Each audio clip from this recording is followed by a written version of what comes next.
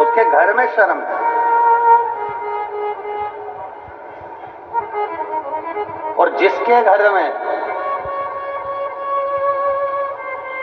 छोटे गरम होते हैं और बड़े नरम होते हैं, उसके घर में बेशरम होती है, उसमें शर्म नहीं होती है। जिस घर के बड़े रहे हैं, घर के बेटे चिल्ला कर बात कर रहे हैं, घर की बेटियां चिल्ला कर बात कर रही हैं, घर का पोता चिल्ला कर बात कर रहा है, घर का छोटा भाई चिल्ला कर बात कर रहा है, घर की बहुएं चिल्ला कर बात कर रही हैं, छोटे छोटे बच्चे चिल्ला कर बात करते हैं, अरे पापा तुम्हें अकल नहीं है, अरे मम्मी तुम्हें अकल नहीं है, तुम्हें बुद्धि नहीं है, तुम चुप रहो। जिस घर में बड़े गरम है छोटे नरम है, वहां शर्म है।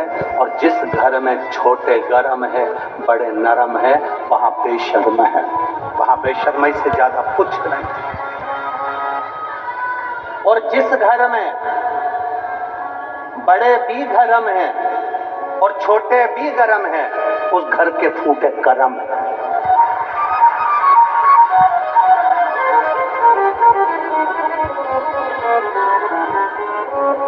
जहां बड़े भी गरम है और छोटे भी गरम है, इधर से वो बोल रहा है, इधर से वो बोल रहा है, इधर से वो चिल्ला रहा है, इधर से वो चिल्ला रहा है। अरे दो में से एक छोटा सा बन जाओ, थोड़ा नम्र बन जाओ, थोड़ा साधारण बन जाओ, थोड़ा सरल बन जाओ, थोड़ा सरल बन जाओ, थोड़ी सहजता लेकर आओ। पर इधर से पिता चिल्ला रहा है तो इधर से बेटा चिल्ला रहा है, इधर से माँ चिल्ला रही तो इधर से बहू चिल्ला रही, इधर से सास चिल्ला रही तो इधर से बहू चिल्ला रही, दोनों में जो भटाभटी हुई।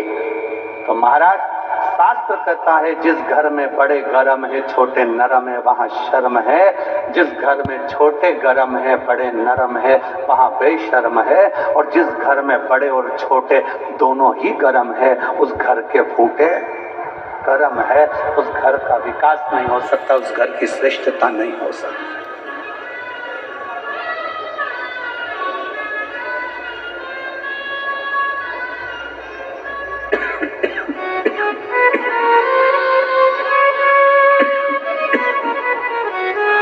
उस घर की श्रेष्ठता नहीं।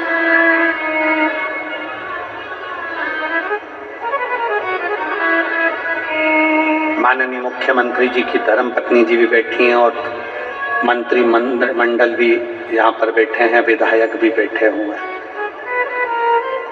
प्रदेश का विकास कैसे होता है? प्रदेश का विकास केवल छत्तीसगढ़ से मतलब नहीं है। जितने टीवी के माध्यम से कथा सुन रहे हैं, चाहे मध्य प्रदेश हो, गुजरात हो, राजस्थान हो, उत्तर प्रदेश हो, उत्तरांचल हो, हिमाचल हो, कर्नाटक आदि आदि जितने भी प्रदेश का विकास कैसे होता है? जहां पर बड़े और छोटे पूरे, चाहे मुख्यमंत्री हो, चाहे मंत्री हो, चाहे विधायक हो, जब ये एक साथ जुट होकर आगे बढ़ते हैं तब प्रदेश का विकास ही विकास होता है, तब प्रदेश का विकास होता है।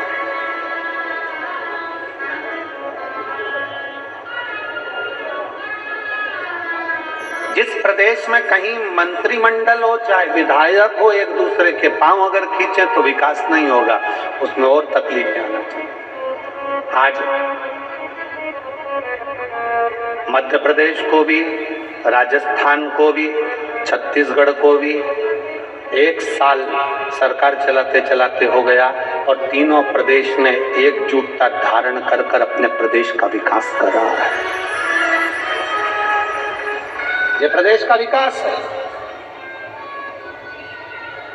ये कथा, इतने बड़े बड़े पंडाल, इतने बड़े बड़े प्रांगण, एक पंडाल, दो पंडाल, तीन पंडाल और पूरा ग्राउंड भरा पड़ा है। लोग रोडों पर बैठे हुए हैं, ऑटो में, गाड़ियों में बैठ बैठ कर लोग कथा का रसतत्व ग्रहण कर रहे हैं। कैसे हो जाती है कथा? जजमान तो अकेले। कमल देवांगन जी से पूछा हमने कि तुम कितने भाई हो? अकेला, माता पिता। उनसे पूछा आपके बच्चा? एक छोटा बालक। ये कथा कैसे हो गई? एक अकेले से नहीं, कमल देवांगन जी ने जब सबको जोड़ा, पूरी समाज, देवांगन समाज जुड़ी और देवांगन समाज के साथ में पूरा रायपुर जुड़ा, प्रत्येक समाज को जोड़ा।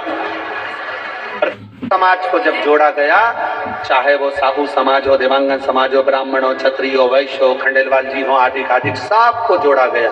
और जोड़ने के बाद रायपुर के इतिहास की सबसे बड़ी कथा आज इस प्रांगण के अंतर्गत हो रही है। रायपुर इतिहास की सबसे बड़ी कथा आज इस प्रांगण के अंतर्गत हो रही है, जिसमें पांव रखने की जगह नहीं कहीं पर।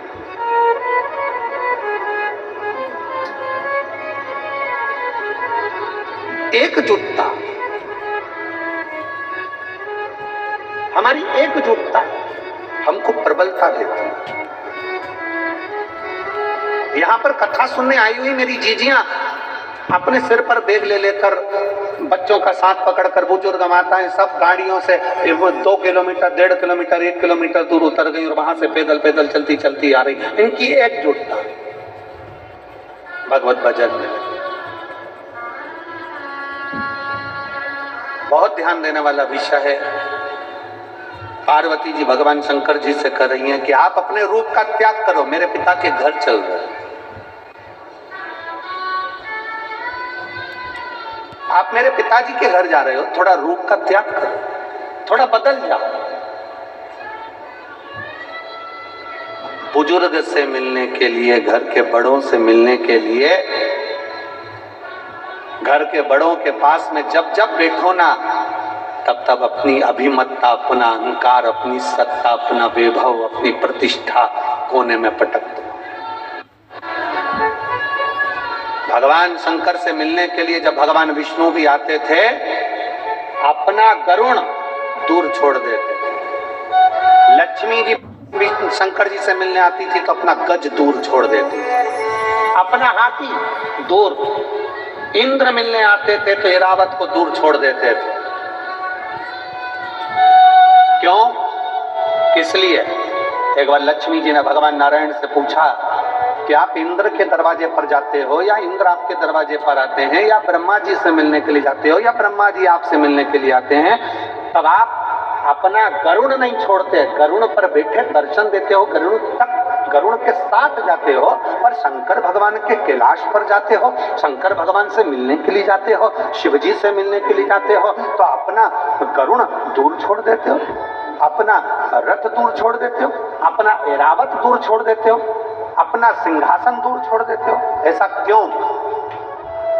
भगवान नारायण ने कहा, लक्ष्मी, शंकर भगवान से मिलने के लिए जाता हूं तो गरुड़ को दूर इसलिए छोड़ता हूं, अपने सिंहासन को दूर इसलिए छोड़ता हूं, अपने रथ को इसलिए दूर छोड़ता हूं, क्योंकि मैं पृथ्वी पर जाकर बार बार अश्वमेध यज्ञ नहीं कर सकता, मैं पृथ्वी पर जाकर बार बार सोम यज्ञ नहीं कर सकता, मैं पृथ्वी पर जाकर बार बार सर्वोत्तम यज्ञ नहीं कर सकता, मैं पृथ्वी पर जाकर बड़े बड़े यज्ञ नहीं कर सकता। इसलिए लक्ष्मी, मैं तुझे कहता हूं कि शंकर के मंदिर, शंकर से मिलने के लिए, शिव महापुराण की कथा सुनने के लिए जो भक्त जितने कदम चलकर जाता है, उतने अश्वमेध यज्ञ वो अपनी जिंदगी के कर लेता है। मैं जब शंकर से मिलने के लिए जाता हूँ, भगवान ओघड़दानी से मिलने के लिए जाता हूँ, भगवान शिव से मिलने के लिए जाता हूँ, जब मैं शंकर भगवान से मिलने के लिए जाता हूँ, तब अपने रथ को दूर छोड़कर पैदल पैदल पैदल पैदल शंकर से मिलने के लिए जाता हूँ, अश्वमेध यज्ञ का फल प्राप्त करने के लिए, अश्वमेध यज्ञ के फल को प्राप्त करने के लिए जाता हूँ।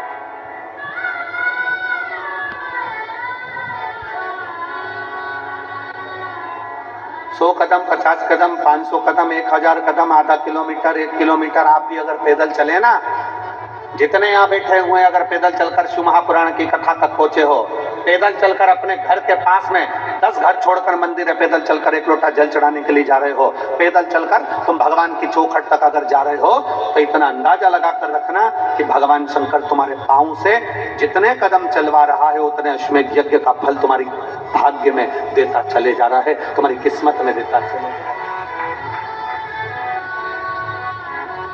चलिए,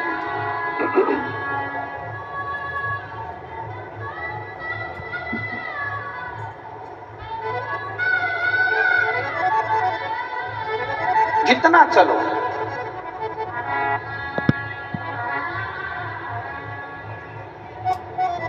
देख लिया संसार।